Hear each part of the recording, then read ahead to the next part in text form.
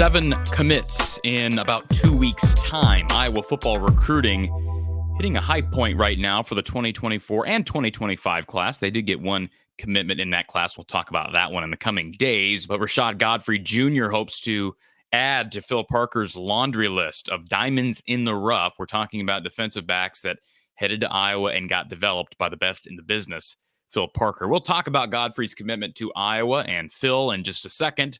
But first, a reminder to check out our sponsor, Ascent Nutrition. Use the code Hawkeyes for 15% off your total order. And how about their organic coffee? It is mold and mycotoxin free, and it will perk you up in the morning. Whether we're talking about their medium or their dark roast, it's available in ground or whole bean. Check it out. Go ascentnutrition.com. Don't forget to use that code Hawkeyes at checkout for 15% off your order. And Iowa floor covering down in Bondurant. Their Tough Core click together 4.5 millimeter waterproof vinyl flooring. They're selling it at this great rate as a courtesy to our listeners here from the Hawkeye of the Storm. Be sure to check it out. $269 per foot with self-installation. Visit iowafloorcovering.com/DIY. That's iowafloorcovering.com/DIY. So defensive back Rashad Godfrey out of Seffner, Florida. In case you don't know where Seffner is, that's basically Tampa. And I had to look it up myself. I've got a lot of people, friends and family down in the area, did not realize that it was right there, basically Tampa proper. So a very pretty area of the country.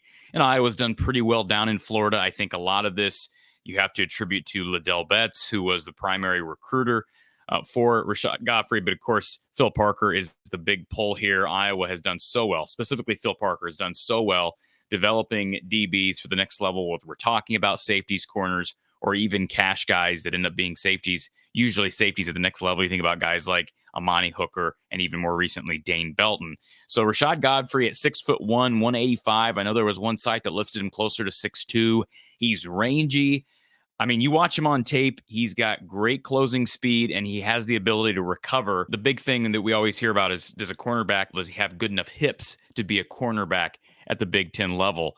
Riley Moss, perfect example, excellent mobility, and not every DB has those qualities, and so that affects obviously where he ends up playing at this level. But obviously Phil Parker likes what he saw in Rashad Godfrey, and Rashad did have some Power 5 interest, was not ranked by 247 Sports prior to his commitment, but Duke had offered back in January, as did Liberty, and also a Power 5 offer from Boston College, had North Dakota State, of course, a Power FCS program offer, and then a number of other FBS schools, including UConn, Tulane, who, of course, was a BCS Bowl champion, I should say, New Year's Six Bowl champion last year with that win over USC. So a good list of schools for Rashad Godfrey, but I think it's fair to say he has flown under the radar, and we've seen that time and time and time again with Phil Parker. He finds guys who fly under the radar, and we brought up Riley Moss so many times because he was a 2-star out of Central Iowa that didn't have hardly any other interest, was a really good track star in high school, but didn't have a ton of high major interest, comes to Iowa as a gray shirt, ends up getting a scholarship and being a terrific corner. Great story at Iowa, proved a lot of people wrong, and now he's got a chance to prove a lot more people wrong in the NFL. So Rashad Godfrey will come here. He was quoted by HawkeyeReport.com as saying he looks forward to playing for the best defensive coordinator in the country. And I don't think that's hyperbole. I think he's making a fantastic decision. If you've watched my show, you know exactly how I feel about Phil Parker and the respect that I have for him, not only as a coach, but as a person. He is nothing but a class act. So DB was the position still, the spot on the field where I thought this 24 class still needed some work. I don't know that Iowa should be done at wide receiver. I don't think they probably will be, but I don't know. The transfer portal, I mean, that may be a position where Iowa really uses that portal, utilizes it. And I talked about this on a recent live stream, that I would not be surprised if Iowa does really utilize the portal like they did this year with Caleb Brown. It's really important that Caleb and Seth Anderson perform well this year. That goes without saying. But DB was the position that felt like, hey, they still need some work. I don't think they're done at that position. They got a few more guys who had visited here a couple of weeks back. Iowa could potentially land everybody that was on an official visit here earlier this month during that super weekend of Iowa football recruiting. So wait on a few different decisions, but the Hawkeyes have landed a couple guys here in the last week, one being KJ Parker and now Rashad Godfrey, 2 positions of need as it relates to recruiting. And we'll see how Rashad Godfrey translates to the next level. Is he a corner? Is he a safety? Is he a cash guy? I am no DB expert. Phil Parker would tell you better than I could. When I watch him on tape, I see a guy who probably projects as a corner. Timing is obviously really important when you're trying to make a play on the ball. He seems to have a knack for that.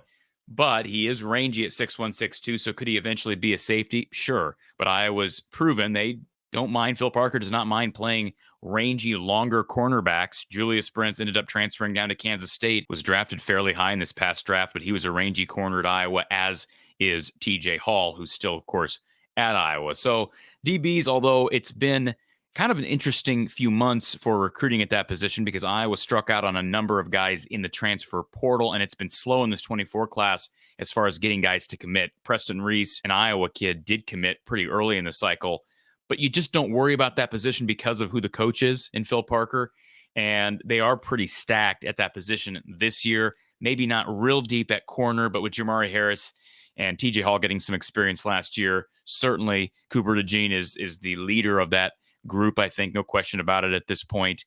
And yeah, you lost Terry Roberts, you lost Riley Moss. You hope Brendan Diaz-Fernandez, Deshaun Lee, those guys can develop. AJ Lawson could end up in the mix at some point. And then, of course, at safety, Xavier Wampa, Jackson Rexroth.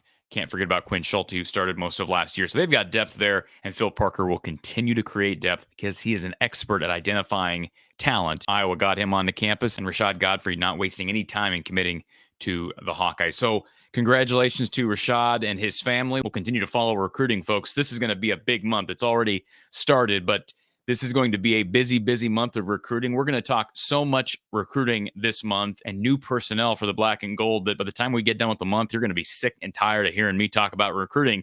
But that'll be okay because once we get done with this month, it'll be August. Fall camp will be starting. We'll have Kids Day to talk about, Media Day, etc.